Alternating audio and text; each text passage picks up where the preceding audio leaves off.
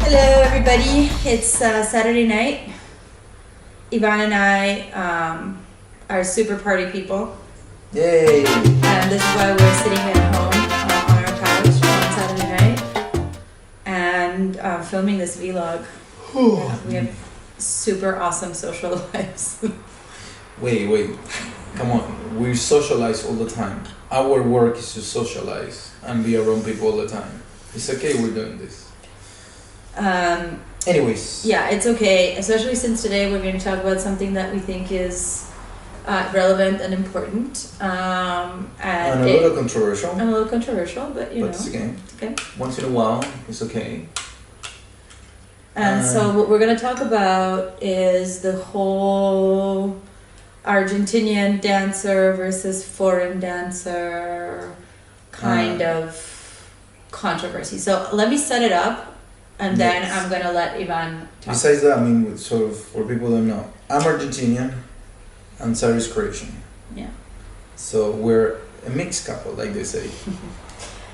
So this is kind of the setup. Basically, there's this sort of pervasive belief that Argentinian dancers are inherently better than dancers who are not Argentinian, because the tango is in their blood.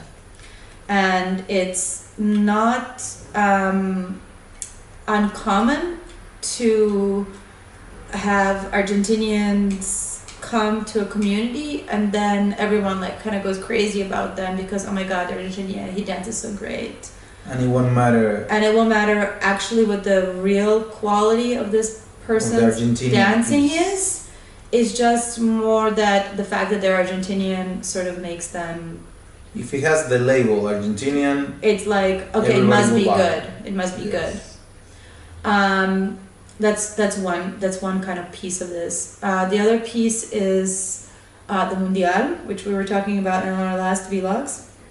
And there's a lot of controversy in the Mundial right now because many people believe that the foreign dancers are somehow shortchanged at the Mundial for a variety of reasons, most of which is that even though the tango is a global phenomenon, that most of the judges are actually Argentinian, and that Argentinian judges have a preference for Argentinian dancers and therefore grade them more. And this is why there has been very, very few winners of the Mundial of either category who are not Argentinian, and there have been no winners who are outside of Latin America. So even if people did win, maybe there was one, I think there was a Japanese stage winner, but she danced with an Argentinian. yes. So I don't know if that exactly You always have to be the Argentinian there. counts. So that's sort of the setup. I guess the last thing that I want to say about that is also just an interesting thing. Today, the tango world is super global. I would say that probably 90% of tango dancers and money, I would say even more money than 90%, is coming from outside of Argentina, and Argentinian teachers and performers are beneficiaries of this to a disproportionate percentage in comparison to the local teachers and local dancers who kind of work in these So to outside resume it, communities. if you are an Argentinian and you live in Argentina and you want to make money there from the Argentinian, you won't make any money. So it's really difficult. Like if tango, Argentine tango was cut off in the rest of the world, I don't know if it would survive in Argentina. There's just not enough For the reason funds. how tango, the story goes, and tango have to go to Paris to be able to get known and all of that, that already tells you something, how things were set up already way back. Yeah, way back in the 1920s and so. But even more recent history, if we sort of look at what happened, how tango even grew, so there was like a downturn from the 50s to the 70s. There was the military junta and other problems, political and social problems in Argentina that kept Argentine tango down. People weren't allowed to meet in milongas because it was problematic for the military government. And so basically in the 80s and the 90s, there were maybe 10 teachers. So these 10 teachers taught the whole new generation of dancers. And it was really when Tango Argentino in 1986 left Argentina and traveled the world and became this super famous show, and then Forward Tango, and then the other shows that traveled. I mean, those shows really kick-started the whole tango craze and kind of breathed life into tango, because it encouraged all of these outside dancers to start to be interested in tango and to start spending money on tango and traveling to Argentina and so on. So the modern history of everybody dancing is really actually pretty recent. And can I say something? And but the way it was tango that was taken to the stage, to the theater, that helped again that for us today and all the people that dance socially can actually dance socially. Yes, that actually tango is there. It wasn't because people went to Paris and started dancing socially. Yes. So it's really interesting that sometimes people make fun of stage tango, or actually even Argentinians make fun of like the older communities outside of Argentina that dance like funny. You know, they do like sentaditas in the milonga, and they do all of these sort of stage elements. That sometimes people make fun of the older tango communities that were established in the 80s and the 90s, okay. Because people in other countries outside of Argentina, because they use these elements that are inappropriate for the milonga, and sometimes they forget that, you know, when these people fell in love with tango, they fell in love with stage tango, and what they would do is they would take their cameras to like the performance of Forever Tango, and they would film the performance. Tango Argentino, and they would get together with their friends and be like, wow, isn't this amazing, let's try to copy this.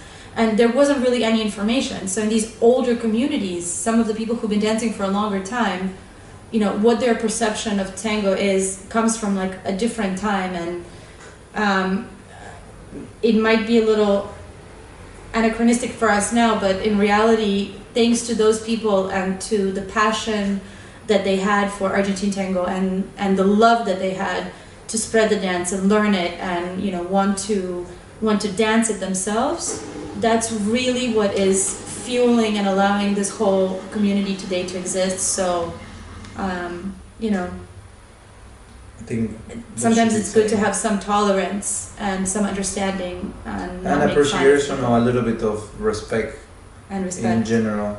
Yeah. That's all. Anyway, so that's kind of like the setup, more or less. So now Ivan, I think, wants to say some stuff about something. Yeah, it's a complicated topic. It's you know, I'm the Argentinian dancing with the non-Argentinian, and I would say sometimes I mean we never thought about it that way.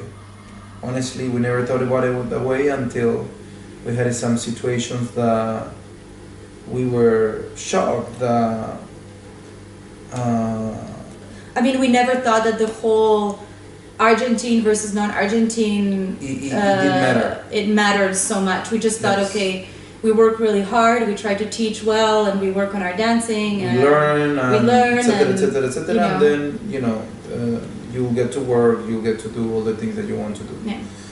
And then with time, we find out that maybe it wasn't so much like that. And it's funny because sometimes when we hear from other people, and this is again, it's like I can talk with some people, also Argentinians, and the common thing, you know, like they will say, let's say if we're training somebody or we're working with somebody or we're talking about somebody that is not Argentinian, oh, you saw the Italian couple or the Russian or the Turkish couple or whatever, they're really good.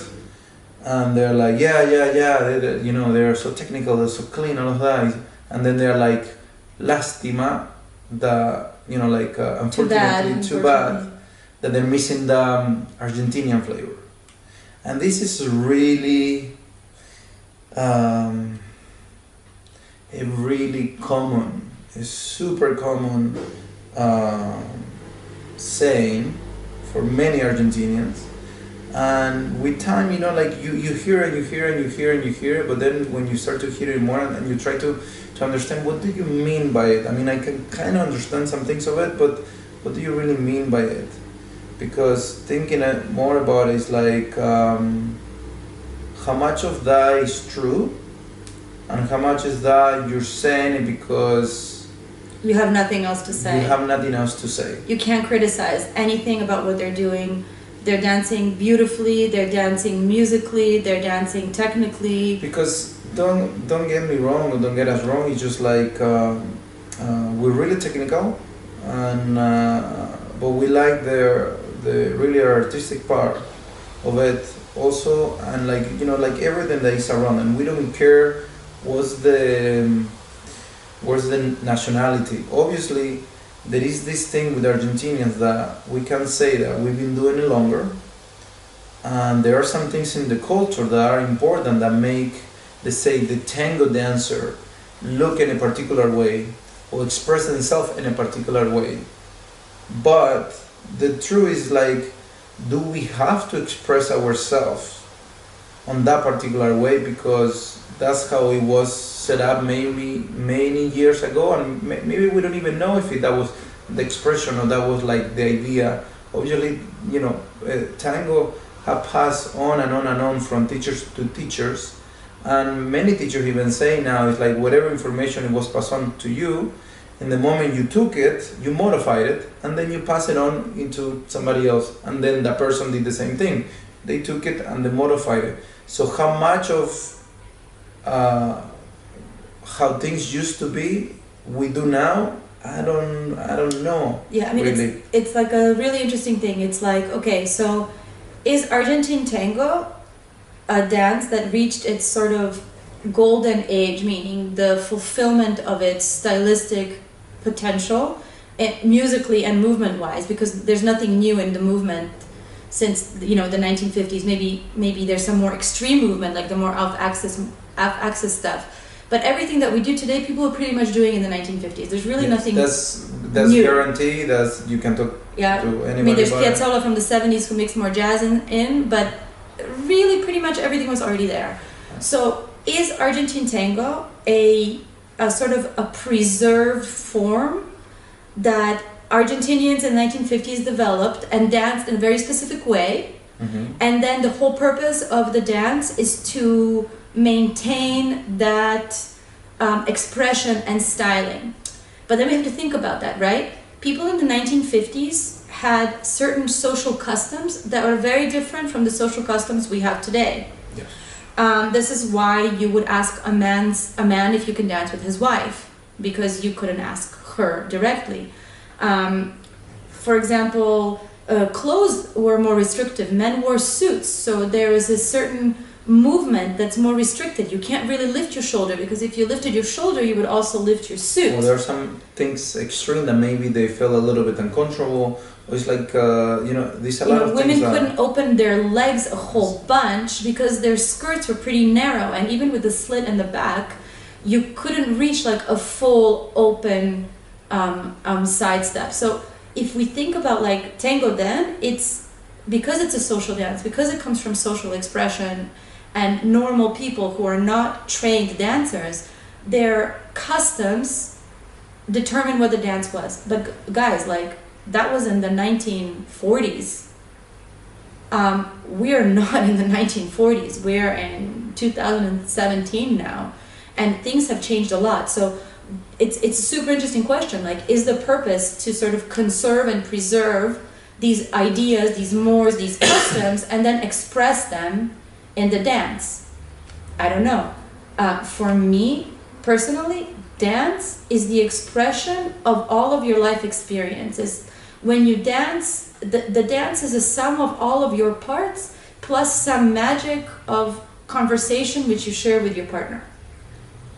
And this, again, with many of the Argentinians, there is something really common also that people will say, and the old guys, like they used to say, they said it was like, your dance have to be personal, you have to express yourself. Okay, so holding on to that and thinking about that, Me, for example, I don't know if you guys know, but I learned Argentine tango really in New York City, United States. So I didn't learn in the milongas of Buenos Aires, yes. And my life, when I was 17, I moved to New York and I started doing many different things, many different dances, etc., etc., etc., etc. And in a way, I could say that if I express myself from how things used to be, yes, I used to do folklore, and I was in Argentina. I think maybe I took one tango class once, but in a way, it was my experience. It was shaped differently from many of the other Argentinians, unless there are some of them that also have a similar experience. So then it's like, so that means that I have to express myself how an Argentinian that used to live, that lived all their life in Argentina should express himself and show himself, and that's the true dance. Or I just literally, when they say just express yourself, be personal when you dance, then I have to be personal. I dance, meaning that I moved to New York, I danced jazz, I did tap, I did salsa, I used to live in the Bronx, I used to live in Queens, I used to live on the street, and like all these things that they in a way make you different and make you, let's say, have a persona, and then if you want to express that personal thing, like how it should be then. And then this as yourself for a foreigner then. It's like, okay, so the foreigner, if you ask, no, you guys have to be personal. You have to be personal in your dance. Show who you are. And again, this is a really common thing. Many people talk about it, mostly Argentinian. It's like, oh, it's too bad that they're copying somebody else and they're not personal. But that's, I think that's a part of the problem, is that it's not clear what the purpose of the dance is in a way. Like, what are we trying to do really? Like, are we trying to be the Argentinians from the 1950s? Are we trying to be the Argentinians of today? Are we trying to express ourselves through tango to show who we are as the sum of all of our parts? Like, what is it really that is going to express our emotions and our feelings and our connection in the most true way? And sometimes I think for foreigners it's extremely confusing, because if they're outside of Argentina, they're valued if they imitate the Argentinians. Mm-hmm. And the better that they imitate the Argentinians, then sort of the more valued they are. But that's not really them. They are looking at a form and they're doing an expression. And so when you see all the guys, I know it's really funny sometimes, maybe in the Mundial this shows up more, because a Mundial is almost like a more concentrated version of this whole phenomenon. So you can see couple after couple, and you see the guy with exactly the same expression, like they're like loving it, and the girl is like draped all over him because they think that's how they show connection. And it's exactly the same expression for a couple. How can that possibly be personal? How can that possibly be genuine? And how can that possibly be sincere and honest and true? And in the end, if what the whole purpose of the dance is to be yourself, a milonguero in the 40s wouldn't be caught dead doing somebody else's step. Why are we encouraging imitation to such an extent? And then, if you're a foreigner and you imitate really well, let's say you make it to finals, and then it's like, oh, but he was missing something. Missing that Argentinian thing. So it's like, okay, so then do you encourage them to imitate? They get really good at it, but they will never make it because they're not Argentinians. It's like they'll always be a copy of something else. So then what's the point? And then again, foreigners, ask your question. Ask these questions, like try to understand. Then it's like, what are you doing then? I understand that, many of the Argentinians will, you respect them, and I think you should respect them. You should just respect each other. Everybody who works hard and, is putting in their time and wanting to learn and yes, should be respected, right? But I don't know. I mean, this is just us. We, like the tango world is this small in the world, and I don't believe in gods in tango. And sometimes this is it's a problem that occurs, and it's because I understand you admire a couple. They've been doing it for a long time, and then you start to somehow, treat them like they're gods. That they're like, these people, like, with their dancing. Yes, it's like cure cancer. They cure cancer, or I don't know, some like milagro. And I'm sorry, guys, it's like we're just dancers. It's just tango. If it's not tango, it will be salsa. It will be any other thing. But on the end of the day, we don't save life. And it sounds funny, but and again, don't get us wrong. I like the treatment when you do your work. You've been rehearsing a lot. You put a good show. You care about people when you teach them. Like you're presentable. You are nice with people. Like all these things. Yes, of course. If I'm doing all this effort, I want the treatment. But from there to like think like whatever they say I do, and you don't even think about it when they say, oh, just bend your knees. But why? Because my teacher says so. And that's why I did, and then you should do the same. And then you're like, okay, yes, I go and I bend my knees because without like a clear understanding why I bend my knees. Or critical examination. Like and it's not to challenge the teacher, it's just like you want to know what you're supposed to do, that X thing, right? Okay, but this is kind of getting us away from the topic. It doesn't matter. So this is on the one hand sort of like this idea that, okay, because you're Argentinian and it's in your blood, you automatically dance better. So we've heard like things like, a guy who in Argentina, I don't know, repairs air conditioners, That was great. goes to our friends who are super, super famous dancers, and they're like, hey, so where have you been? He's like, oh, I've been in Europe. What have you been doing? On vacation. On vacation, what have you been doing? And they're super famous teachers and dancers, and they tour and everything.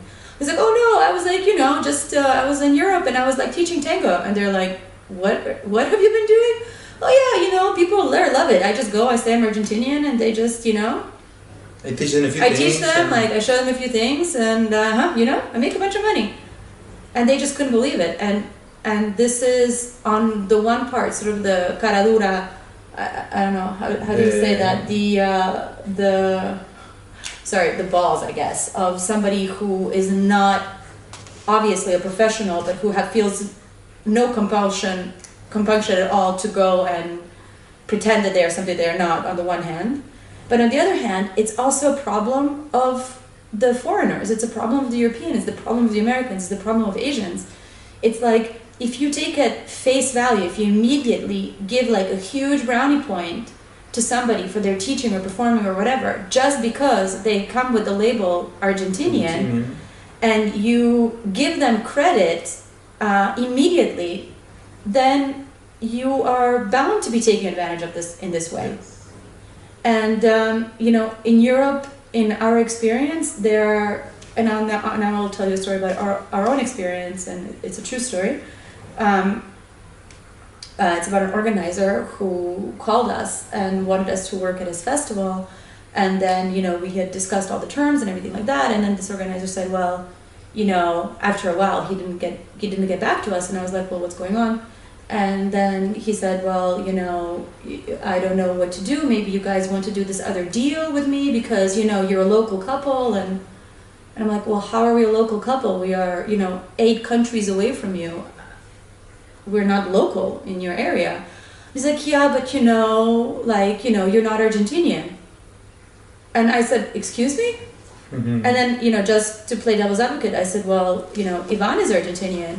He's like, yes, but, and then I told him, I was like, so what? I'm like, messing up his average or something? Like, if we were both Argentinian, we'd have a higher grade.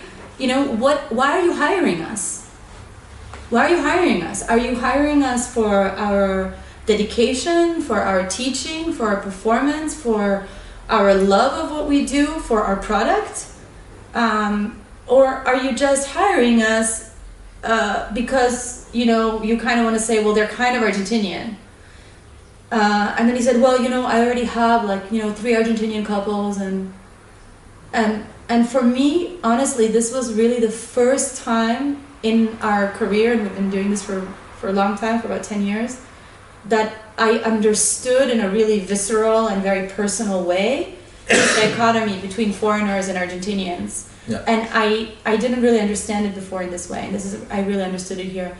And for me, organizers have a huge responsibility. Just like us teachers, we have a responsibility to take care of the students, to make sure their bodies are healthy, to not teach them anything that will hurt them, to teach them in a way that will ensure that they progress in the fastest and best way. That's our responsibility. And to inspire people. The responsibility of organizers is to be the filter for their community, and to decide what's good and what's not good, because the regular student is not going to go on YouTube and watch 1,000 videos and go and take workshops with people and do that information, do that research. So being an organizer, a reason why you get paid as an organizer is to do that work. And for me, it was just sort of shocking, but I guess this happens quite a lot, that this type of choice is made. Well, the Argentinian will bring me more money, or it's a safer bet, or it's easier to sell, and therefore I will value them more. And of course, not all organizers are like this. There are many people we work with in Europe who hire us. Obviously, we work a lot. Thank you. Thank you so much for trusting in our work. But there's also this general perception that's sort of widespread that somebody is saying, by default, Argentinians are going to be better. And I think that needs to be re-examined, because... And don't get us wrong, obviously, yes, there is a lot of Argentinian couples that are better than some of the foreigners one, but that doesn't mean that there are not some foreigners that they're really, really good and better than some other Argentinians. And they deserve the opportunity to show what they're doing, and they deserve the opportunity to work, and that they should be taken seriously, both as teachers and as performers. And in the end, for me, it really comes down to this really important question, what is the purpose of the dance? What is it? What is the point? Is the point to resemble an Argentinian? Mm-hmm. Or is the point to dance your dance, your whole experience? Are you going to be free, or are you going to imitate? What is the point? And I think if we can kind of grapple, maybe different people will have a different answer to this question, but in the end, people should, people, especially people who make decisions like organizers and community leaders, they really need to think about that. What does that mean? And maybe make some decisions in line with this thought. Yeah. I don't know. So I don't know. Think about it. Anything else you want to say? No. We still think about it to try to understand. It is trust me, it's a really complex thing, and it's a really, how do you say, tricky and I don't know how to say it. Handle with kid gloves. Yes.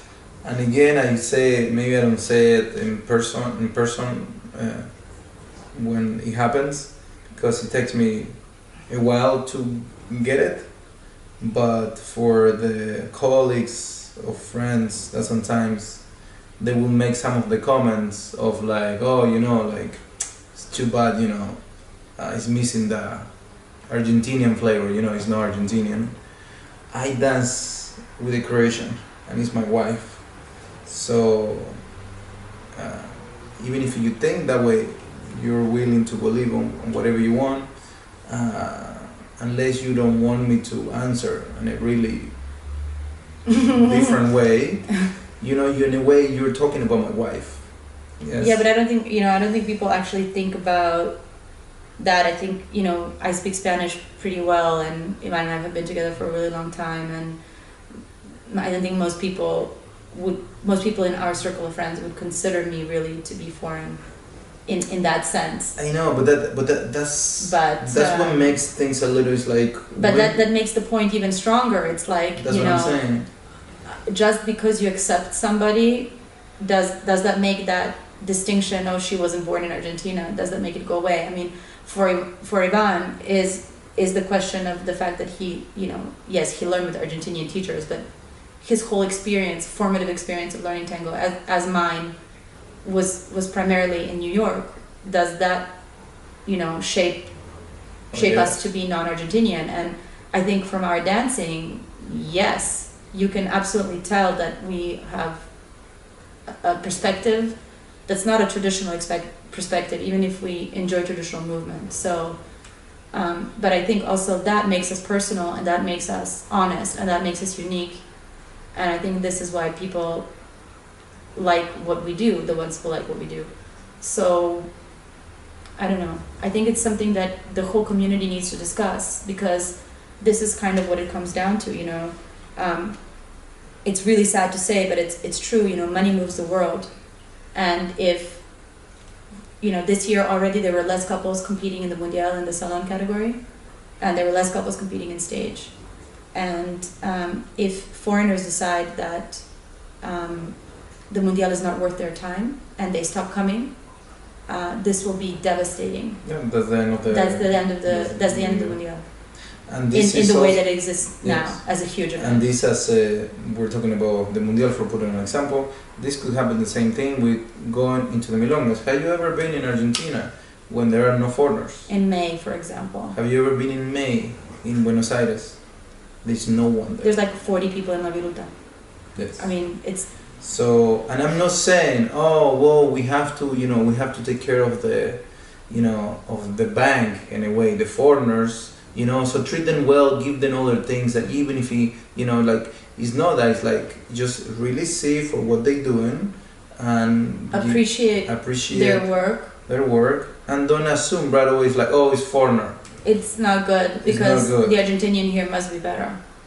Yes. Yeah. And also all of us who really work and travel and do this work, we are actually should be super grateful to all of the local organizers and all of the local community leaders and all of the local teachers who are building these communities, so then that we can go to. For the traveling teachers that we can actually work. And most of the time, these people, they are not Argentinian. Mm-hmm. They're locals.